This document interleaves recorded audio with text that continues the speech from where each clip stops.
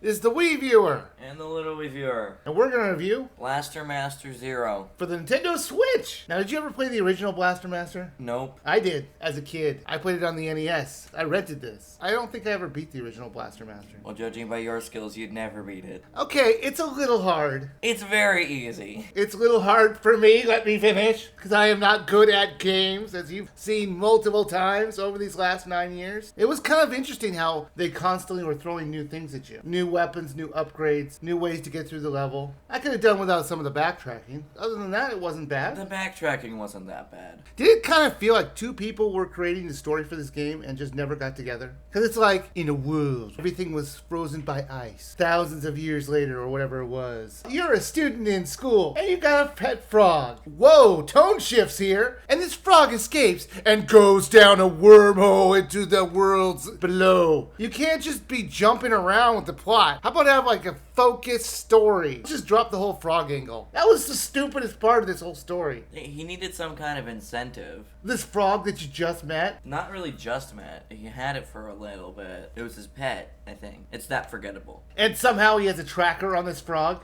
I like to see where he stuck that tracker. He goes through this wormhole because, by the way, I would never do that, to go after a frog. Sorry, frog. Nice to meet you.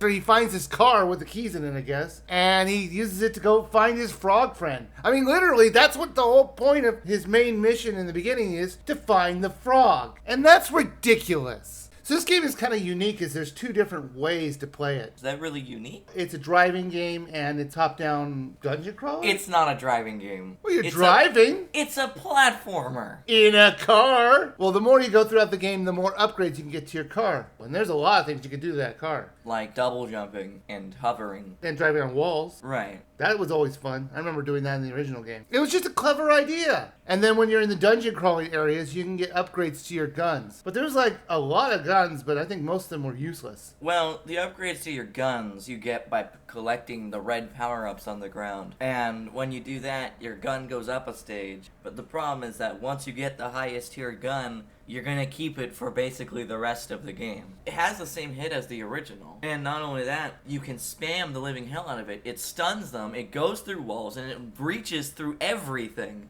I found the gun system pretty bad. It was so easy to just keep the top gun and just keep it rolling. Yeah, if you're good at the game. For me, it was a constant battle to not get hit. You're not very good. Well, I don't deny that. Now, as you go through each of the areas, they kind of did feel different, and there were different obstacles to get around. Because a lot of times you can't access certain parts of the area until you get upgrades to your car. It's like Metroidvania if they were lazy and just contained it in one area. The platforming sections were definitely the highlight of the game. They had some pretty clever mechanics, especially later on. So there's two different endings to this game. Well, if you beat every boss, then you can get the true ending, and that's pretty cool. Is it easy to find every single boss? You have a map. You can find a map. That's the other things in dungeons. The map is like in the beginning of the world. No, each area has their own map. You don't have to find it. You absolutely should be looking for the map. I agree you should, but you don't have to. You really should. You'd be insane not to. Yeah, I found the map helpful, but there were times where I missed it in areas. How do you miss it? It's always in the beginning. The game is easy. No, the game is not easy. The game is super easy. It gets really difficult towards the middle end. I wouldn't say that either. For me! Every save point fully heals you if you die. There is zero consequence to dying. I'm having to go back to that save point, and the save points aren't that often. They're pretty often. The only time I had trouble was when I got reckless, flying through the stage trying to reach the end. There's your tip for the day. Don't try and speedrun the game the first time you go through it. Pretty much. So, Blaster Master Zero, LilWiiviewer, would you buy, rent, sale, or skip? How much is it? $10. Okay, yeah, I would buy this game. $10 is a pretty good deal. It's about, what, 6-7 hours? Maybe like 5, 6, maybe 7, yeah. To get the full ending, that adds like an hour to it. You know, I agree with you. This game was actually pretty fun. I mean, it ramped up the difficulty little by little. I enjoyed it, and I do think it's worth a buy. There was a lot of fun here, and there's a lot of variety. Overall, it was just a really good addition to the Switch lineup.